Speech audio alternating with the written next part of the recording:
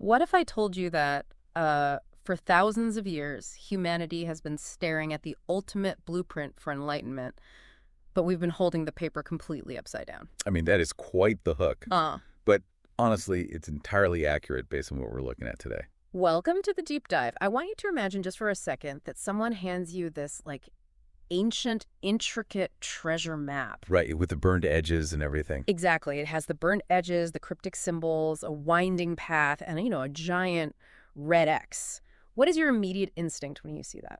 Well, your instinct is to grab a literal shovel, you count the paces, you hike out into the woods, and you start tearing up the dirt. Yeah, because you were expecting a heavy wooden chest overflowing with literal physical gold coins. Exactly. It's a deeply ingrained, almost biological expectation for us.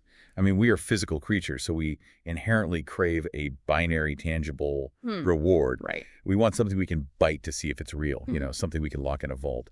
The physical is comforting because it's measurable. It's safe. We want the dirt, the shovel, and the gold. But today, we are embarking on a totally different kind of mission. A much more complicated one. For sure. We are unpacking a truly fascinating textual analysis of ancient biblical metaphors. And let's just clear the air right now. Yeah, that's important. This isn't about traditional religious preaching. We are not here to proselytize or tell you what to believe. Not at all. We are approaching this entirely as a profound intellectual puzzle. Right. The analysis we are exploring today presents a really compelling argument. It suggests that human beings have a chronic, almost pathological habit of misinterpreting ancient symbols. Especially regarding, fundamental concepts. Yes, specifically how we fundamentally misunderstand metaphors regarding light, wealth, poverty, and value. It's the treasure map problem all over again. Exactly. When ancient texts use these beautiful, profound metaphors, and we read them with a strictly literal lens, we don't just miss the point by a few degrees. We entirely derail the intended wisdom. We completely lose the plot. We spend our whole lives digging literal holes in our backyards, exhausting ourselves, getting covered in mud, looking for a physical chest of gold that was never actually there. And that is the absolute tragedy of the literal lens. I mean, the stakes here are not just academic. Misunderstanding these metaphors doesn't merely result in some harmless historical confusion. Right, it's much deeper than that. According to the breakdown we're looking at, this literalist trap fundamentally rewires what we value in our own everyday lives. It completely changes what you pursue, what you fear, and how you measure your own self-worth. Okay, let's unpack this, because the analysis begins by examining this trap through one of the most universal symbols in human history. The concept of light. Yes, light. Light is everywhere in these ancient texts. You have lamps, the sun, the moon, the stars. Jacob sees a light at the top of a heavenly ladder. It's a very common motif. But the analysis zeroes in on a very specific, highly confusing passage from the book of Zechariah. Right, Zechariah chapter 14. It speaks of a unique day, which many historical traditions interpret as the end times or the final days. And the text explicitly says that on this specific day, there will be no normal light. The sun, the moon, and the stars will essentially just... Exactly. But then it drops this incredible paradox. It says, and I quote, "At evening time there shall be light." I mean, logically, that makes zero sense. Evening, by its very definition, is the absence of light. It's literally when the sun goes down. Right. So a strict literalist reads this passage, walks outside, and just starts staring at the night sky, waiting for an astronomical anomaly. They are quite literally waiting for the sun to somehow turn back on at 9:00 p.m. Which is completely absurd if you understand how the solar system actually works. But the analysis argues that this day and this light have absolutely nothing to do with photons. Or the literal sun. Or atmospheric conditions, exactly. This is a metaphor for a time of profound spiritual darkness. The evening represents an era, or even a personal state, where all the normal sources of guidance have failed you. So like the traditional structures, the societal norms. It's the sun and moon of your understanding. When those go dark... So the normal lights have gone out. You are completely in the dark. Precisely. And in that exact moment of darkness, a new, completely unexpected kind of light emerges. Like a revolutionary truth or wisdom. Yes. It's an internal illumination, not an external one. Wow. Okay. That connects so perfectly to another highly misunderstood metaphor that the analysis brings up. The living waters. Yes. The concept of living waters flowing from Jerusalem. And I found this part of the breakdown, honestly, a bit tragic. It really is. It points out that historically, and even right now in the modern day, There are people who travel to the literal physical city of Jerusalem, and they wait. They wait for physical water. Exactly. They're waiting for literal physical water to suddenly spring forth from the dirt of Mount Zion, or they are waiting for some literal physical sign. The source text mentions people waiting for red paper to fall from the sky. Right, a red paper. It's just wild. It's a perfect example of geographical literalism. Mm-hmm. They refuse to give up that specific piece of Middle Eastern real estate, They are clinging to the dirt and the bricks. thinking the magic is somehow in the soil. But wait, why is it so easy for us to fall into this trap? Why is it so easy for you or me to cling to the literal dirt and bricks of a city rather than grasping the underlying message? That's a great question. I mean, humans are smart. We understand poetry and art. Why do we short circuit here? Well, because the literal is easy. Yeah. And more importantly, it doesn't demand anything from you internally. What do you mean? Think about the mechanics of it. If the magic water comes from the dirt in Jerusalem, all you have to do is buy a plane ticket, travel there, and stand in the right spot. Right. It's just a geographical transaction. Exactly. But the analysis offers a brilliant counterargument using another text to explain the how and the why. It points out that Jesus explicitly referred to his own body, his own existence, as the temple. Oh, right. He said, destroy this temple and in 3 days I will raise it up. Yes. Yes. And everyone around him thought he was talking about the massive limestone building that took decades to construct. They were completely trapped in the literal. He wasn't talking about masonry. He was the temple. Therefore, the Jerusalem that is prophesied to produce this living water is not a piece of geographical real estate. It's a metaphor for a spiritual source. A source of living truth. The water is knowledge. The water is wisdom. But people are still out there literally sitting in the dust, waiting for a physical puddle to form on the ground. This hits so close to home. Think about how often you listening to this right now wait for a literal external fix to your internal problems. Oh, all the time. How often do we think, well, if I just move to this new city, or if I just buy this specific house, or if I just get this one promotion, then the living waters of happiness will finally flow. We're constantly waiting for external geography or physical circumstances to solve an internal crisis. We want the physical water when the spring is actually supposed to be an internal realization. That is the exact psychological mechanism at play. We outsource our transformation to physical objects. Yeah, we really do. And that human tendency transitions us perfectly into perhaps the most dangerous metaphorical trap of all. The metaphor of wealth. Yes. Yeah. Because when we misunderstand water and light, we absolutely butcher our understanding of money. Okay, let's get into the wealth aspect, because this is where the analysis gets really sharp. It shifts focus to the book of Revelation. Specifically, Revelation chapter 3. Right, which addresses a group of people in the ancient church of Laodicea. Laodiceans, a group of people who have an incredibly high opinion of themselves. Oh, they are thrilled with themselves. They claim, and this is a direct quote, I am rich, I have prospered, and I need nothing. They look at their bank accounts, their comfortable lives, their social standing, and they declare themselves completely self-sufficient. In their own minds, they have totally won the game of life. But then the text delivers this brutal, absolute reality check. The divine perspective comes in and essentially says, you have absolutely no idea what you are talking about. It's such a harsh pivot. It is.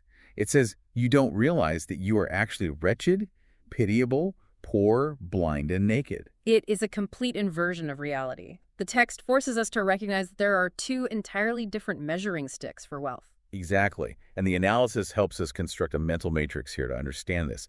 Think of it as the 4 quadrants of wealth. I love this framework. We have to separate man's view of wealth from the divine or the absolute truth perspective. All right, let's map out these 4 quadrants of wealth for the listener. Quadrant 1 is man's view of a rich person. Right. This is exactly what you picture when you hear the word rich. Materially wealthy, massive house, heavily invested, confident, entirely self-sufficient. Right. And quadrant 2 is man's view of a poor person, the beggar on the street. Yeah, materially lacking, struggling to survive daily, possessing zero financial confidence. But then we introduce the divine perspective, which completely ignores the material bank account. This is where it gets interesting. Quadrant 3 is God's view of a rich person. According to the analysis, this is someone who possesses fire-refined gold. And to be clear, this has nothing to do with actual heavy metal gold. No, not at all. It means possessing absolute truth, profound wisdom, and spiritual clarity. Which leads us to quadrant 4, God's view of a poor person. Yes. This is someone who lacks that foundational truth, regardless of how many millions they have in their checking account. The terrifying thing about the Laodiceans is that you could be a billionaire sitting comfortably in Quadrant 1, but entirely desperately bankrupt in Quadrant 4. That is the ultimate danger. This reminds me so much of modern hustle culture. You go online and you see these influencers standing in front of rented Lamborghinis or private jets. Oh, absolutely. They are bragging about how they are grinding 24/7, crushing the competition, making millions. They look at the camera and essentially say the exact same thing as the Laodiceans. I am rich, I have prospered, I need nothing. Exactly. But intellectually, morally, they are completely bankrupt. They are wearing designer clothes, but allegorically speaking, they are wretched, blind, and naked. That is a flawless modern analogy. They have maximized their physical metrics while their internal metrics have completely flatlined. Right. And what's fascinating is this specific prescription the text gives to these spiritually bankrupt people. It tells them they need to buy gold refined by fire. Okay. They need white garments to cover their nakedness and eye salve to cure their blindness. Which immediately raises a massive logistical question for me. I mean, Jesus wasn't a gold merchant. No, he wasn't. He didn't run a first-century pharmacy selling eye salve. He wasn't a tailor. So what is this transaction? How do you actually buy these things if we are operating entirely in metaphors? This is where the mechanics of the metaphor is so important.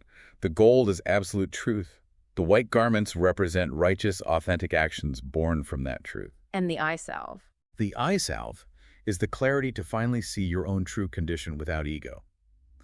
But the transaction itself, the how, is the key. Okay, how does it work? To buy this fire-refined gold, you don't use physical money. The currency required is humility.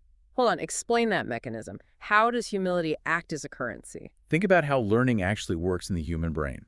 If you approach a subject believing you already know everything about it, your ego acts as an impenetrable shield. You literally cannot absorb new information. Exactly. Humility is the act of emptying your cup.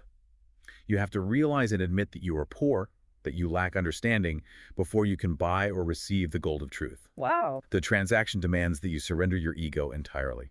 So you have to actually declare bankruptcy in Quadrant 4 before you can start accumulating real wealth. Exactly. And the analysis highlights a specific, highly dangerous psychological state that prevents this transaction. The most dangerous state a human being can exist in is being the self-satisfied poor. The self-satisfied poor. That is a chilling phrase. It really is. These are people who severely lack truth and wisdom. They are entirely destitute, but they are completely, stubbornly confident that they don't need it. They are the ones who say, I'm too busy to learn. Or, I already know enough. Or, I don't need to read that. I have my own truth. Yeah. They are completely destitute of wisdom, but because they have a little bit of physical comfort, or just a deeply ingrained arrogance, they actively refuse to seek the truth. It's like they are dying of thirst in a desert, but they are bragging about how much sand they own. Yes, that is a brilliant way to put it. Ah. If you firmly believe you are already rich, you will never seek the fire-refined gold. You won't just ignore it, you will actively reject it. Because the offer of truth implies that you are currently lacking. Which leads us directly into a massive paradigm shift regarding one of the most famous stories about wealth in human history. Yes. The story of the rich young ruler. From the book of Matthew, chapter 19. A classic, tragic example of a man caught in the wrong quadrant of wealth. Let's set the stage for you. A young, incredibly wealthy ruler comes to Jesus. And this guy is a total perfectionist. He has kept all the religious commandments since his youth. He checks all the boxes. He checks every box. He asks what he needs to do to have eternal life. Jesus looks at him and says, "Sell your vast possessions, give to the poor, and follow me." A huge demand. And the text says the young ruler walks away sorrowful because he just can't do it. His entire identity is wrapped up in his stuff. And then Jesus delivers the famous punchline to his disciples. He says it is easier for a camel to go through the eye of a needle than for a rich man to enter the kingdom of heaven. Which is a brilliant piece of ancient hyperbole. A literal, tiny, impossible gap. You literally cannot shove a massive, humped, stubborn animal through a sewing needle. It's meant to be absurdly impossible. But the truly fascinating part of this narrative isn't the camel, it's the reaction of the disciples who are listening to this. Yes, this was the historical bombshell for me in this analysis. The disciples are absolutely shocked. They panic. They turn to Jesus and ask, who then can be saved? And we have to stop and ask why they were so shocked. I mean, the traditional surface-level assumption is that the disciples were just poor, humble fishermen. Right. So the assumption is they were shocked on behalf of wealthy people. Like, wow, if that rich guy can't get in, who can? Yeah, that's how I always heard it. But the analysis strictly argues something entirely different based on historical context. It points out that the disciples themselves were not necessarily destitute at all. The breakdown brings the receipts on this. It points out that Matthew was a tax collector. Right. Tax collectors in that era were historically very wealthy. They skimmed off the top. They had significant resources and societal leverage. And it mentions Mark's family. Mark's family owned a massive home in Jerusalem featuring a large upper room. A large upper room. This room was capable of hosting huge gatherings, sometimes cited historically as holding up to 500 people for a single meeting. I mean, that is not a shack. That is a mansion. That is serious real estate. It also mentions Barnabas, who literally sold a tract of land to give to the cause, meaning he was a property owner with a portfolio. Wow. So these were not a bunch of penniless beggars wandering the desert. Many of them had significant means, and that is why they were shocked. Because they had money too. Yes. When Jesus said a rich man couldn't enter heaven, the disciples looked at their own bank accounts, their own properties, their own investments, and panicked. They thought, wait, does that mean we can't get in? Okay, I have to push back here. I am really struggling with this. Go ahead. Because if the disciples were well off, isn't Jesus' rule totally hypocritical? He just told the rich young ruler to sell absolutely everything, but he's hanging out with Matthew, the wealthy tax collector, and spending time at Mark's massive 500-person estate. Right. It seems contradictory. Why are the disciples the good guys in this narrative if they also have money? Is it a double standard? It looks like a double standard until you apply the quadrants of wealth we just discussed.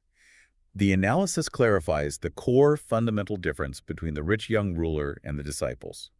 And the secret is, it is not about the literal dollar amount in your pocket. So it's not about the math. Exactly. It's not an accounting issue. It's an issue of allegiance. The rich young ruler's identity, his heart, and his ultimate loyalty were entirely anchored to his material wealth. His money owned him. Yes. When forced to choose between pursuing ultimate truth and keeping his money, he chose the money. The disciples, despite having earthly means, properties, careers, money recognized their spiritual poverty. Ah, I see. They knew they were in quadrant 4 spiritually, so they used their quadrant 1 resources to get into quadrant 3. Beautifully put. They knew they needed the fire-refined gold. When they encountered the truth, they prioritized it above their material comfort. Right, Matthew walked away from his lucrative tax booth. Exactly. They utilized their wealth like Mark's family, using their large home to host gatherings in service of the truth, rather than letting the wealth dictate their lives. Okay, that makes sense. It's entirely about what holds your allegiance. The rich young ruler was owned by his possessions. The disciples owned their possessions, but their allegiance was to the truth. So the camel going through the eye of the needle, it's not actually about a bank balance. It's an allegory for trying to drag your worldly ego, your massive bloated sense of self-reliance and material identity, through the narrow gate of humility. Yes. You literally cannot fit. You have to strip all that baggage off first. Precisely. You have to unpack the camel. Which brings us to the next logical question. If you are successfully stripping away your allegiance to physical wealth, where are you supposed to store your true value? If you aren't stockpiling physical gold, what are you stockpiling? The heart's wallet. The heavenly bank account. Let's look at Luke chapter 12. The text talks about selling your possessions to provide yourselves with money bags that do not grow old, an unfailing treasure in heaven, where no thief can approach and no moth can destroy. And here, the analysis offers a very sharp, very neutral observation on how certain modern institutions have completely butchered this metaphor. Yes, and we want to report this exactly as the analysis presented, as a study in human behavior. The breakdown points out that many modern religious figures and institutions treat this passage as a literal transactional business. It specifically references field observations of certain Buddhist monks in places like Chengdu and Chongqing. The observation describes these figures acting almost like businessmen, openly discussing financial deals and treating spirituality as a tangible commodity to be traded. The critique here is that these institutions tell their followers to put actual physical money into literal donation boxes or merit boxes. The explicit promise is that by dropping physical cash into a wooden box, you are somehow securing supernatural protection or purchasing literal heavenly real estate for your afterlife. The analysis argues this is the ultimate tragedy of literalism. People were taking this profound metaphor of heavenly treasure and reducing it to a vending machine theology. They genuinely believe they can buy spiritual truth or cosmic favor with earthly, physical currency. It's absurd when you think about it. It's like trying to buy a faster Wi-Fi connection by shoving a gold coin into your router. Exactly. It's completely the wrong currency for the medium. You cannot cross the streams. Right. And to explain what the true currency actually is, the analysis introduces Proverbs 24, verses 3 and 4. What did that say? It says that by wisdom a house is built, and by knowledge the rooms are filled with all precious and pleasant riches. And the breakdown ties this beautifully to a famous Chinese cultural proverb. In books, there are houses of gold. That proverb perfectly encapsulates the argument here. Huh. The gold and jewels mentioned in these ancient texts, the treasures you were supposed to be storing up, are actually wisdom, knowledge, and truth. Not physical items. Exactly. And your money bag, the wallet that never grows old, is not a literal bank account in the clouds managed by angels. It is your own heart. It is your mind. Let me give you an analogy to really ground this for the listener. Think about the act of teaching or learning a skill. Let's say I know how to speak fluent French, Okay. and I spend a year sharing that knowledge with you. I don't lose my ability to speak French by giving it to you. My wallet of knowledge never empties, no matter how much I spend it. Right. It doesn't diminish. And once you have it, once it's in your brain, no thief can break into your house and steal your ability to speak French. Right. It never rots, it never rusts, and economic inflation doesn't affect its value. That is exactly the point. Knowledge and wisdom are the ultimate unfailing treasures. When your heart's wallet is filled with the truth, you are completely secure. You become immune to the anxieties that constantly plague the materially wealthy. Because the materially wealthy are perpetually terrified of losing what they have. Oh, constantly. The stock market crashes, a thief breaks in, the moth eats the designer clothes, the car rusts. Their security is incredibly fragile. But the person possessing the fire-refined gold of truth is untouchable in that regard. Their wealth is internal, and therefore it is eternal. You can strip them of every physical possession, and they remain entirely rich. Okay, everything we have discussed today, the living water, the quadrants of wealth, the camel, the heart's wallet, it is all building toward the absolute climax of our source material. Oh, this part is fascinating. This is where the analysis takes everything we've learned and applies it to decode what might be the ultimate allegory. The story of Lazarus and the rich man from Luke chapter 16. This is where the methodology of decoding metaphors is put to the ultimate test. The analysis takes a story that has literally terrified people for millennia and completely turns it on its head. Let's set the scene for you, because this is the very famous, very visceral parable. You have a rich man. He is clothed in purple and fine linen. The best of the best. Right. And he's feasting sumptuously, violently overindulging every single day. And right outside his gate, sitting in the dirt, is a beggar named Lazarus. And the text pulls absolutely no punches. Lazarus is covered in sores. He is destitute. He is literally just hoping for the crumbs that fall from the rich man's table. And then the text adds this deeply degrading detail. The dogs come and lick Lazarus' sores while he sits there. Ugh, yeah. Eventually, the inevitable happens. Both men die. And the cosmic tables are violently turned. Lazarus is carried away by angels to Abraham's bosom, a place of ultimate comfort. And the rich man. The rich man goes to Hades, a place of torment and fire. Now, traditionally, for hundreds of years, people have read this as a very straightforward, literal morality tale. The lesson is, be nice to poor people, give to charity, or you will go to a literal fiery hell and burn for eternity. But the textual analysis completely rejects that surface-level reading. It systematically decodes this entire story using a radical metaphorical interpretation. Let's walk through the cast of characters one by one according to this new lens. First, we have Abraham. In the context of this overarching allegory, Abraham represents God the Father, the ultimate source of comfort, authority, and truth. Okay, that tracks. That's a standard metaphorical mapping. Then you have the rich man. The analysis argues this is not just some random guy with a large real estate portfolio. The rich man represents the worldly, corrupt, religious leaders of the time. Like the Pharisees and the scribes. Exactly, the institutional elite. They are rich in human tradition, in social status, and in political power.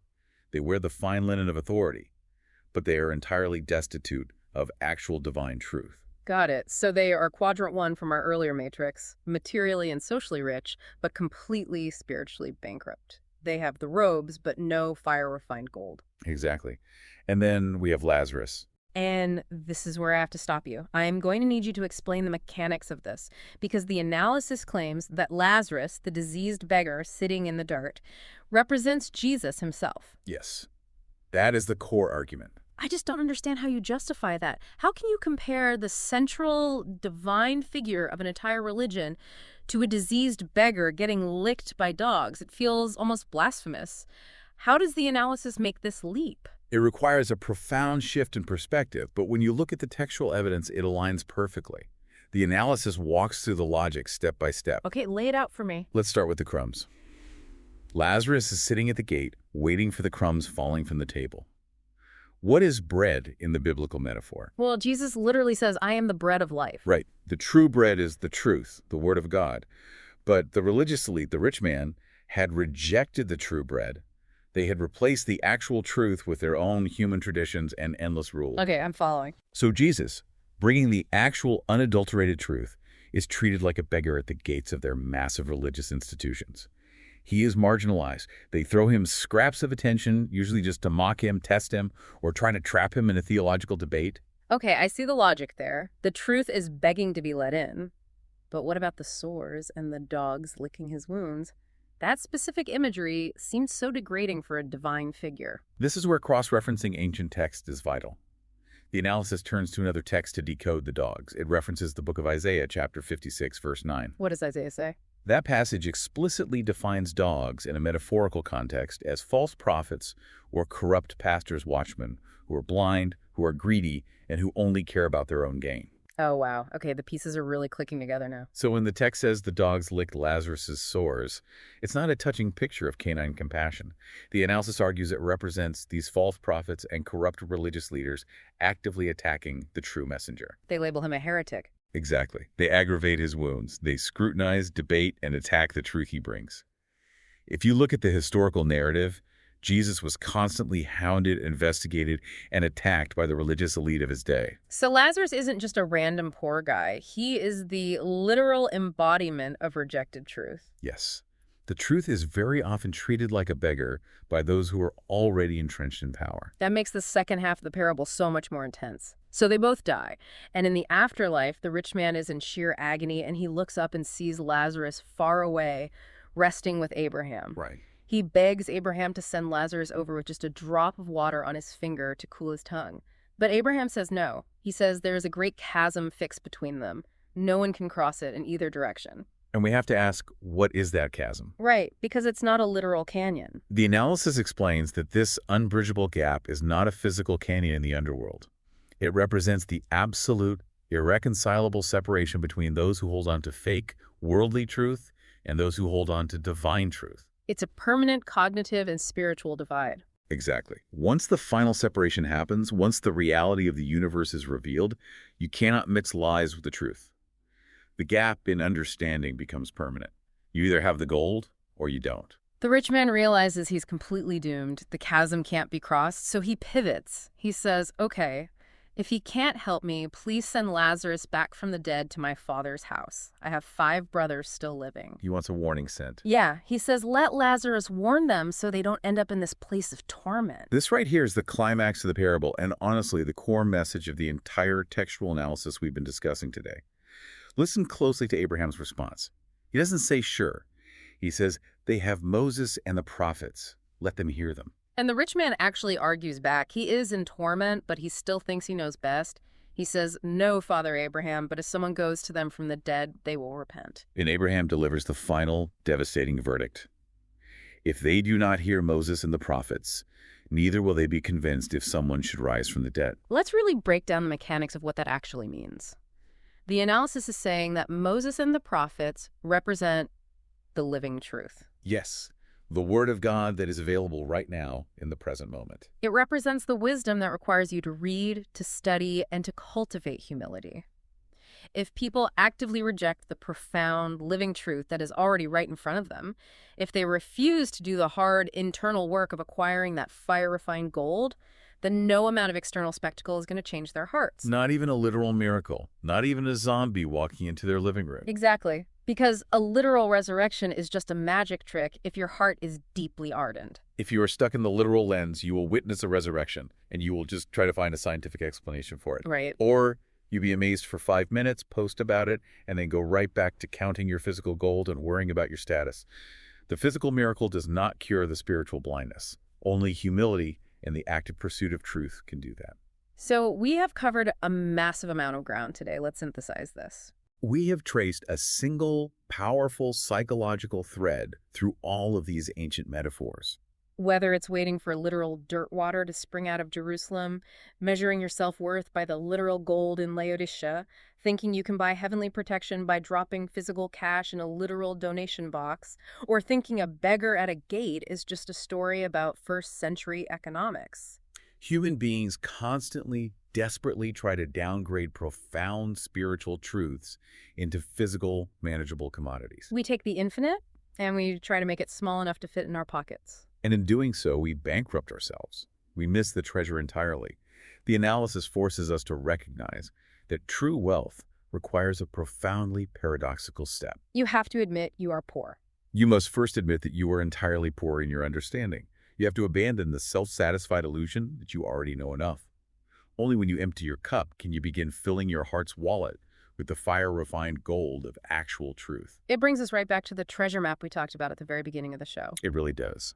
If you think the paper map is the treasure, or if you think the dirt you are digging in is the treasure, you entirely miss the transformation the map was trying to guide you toward.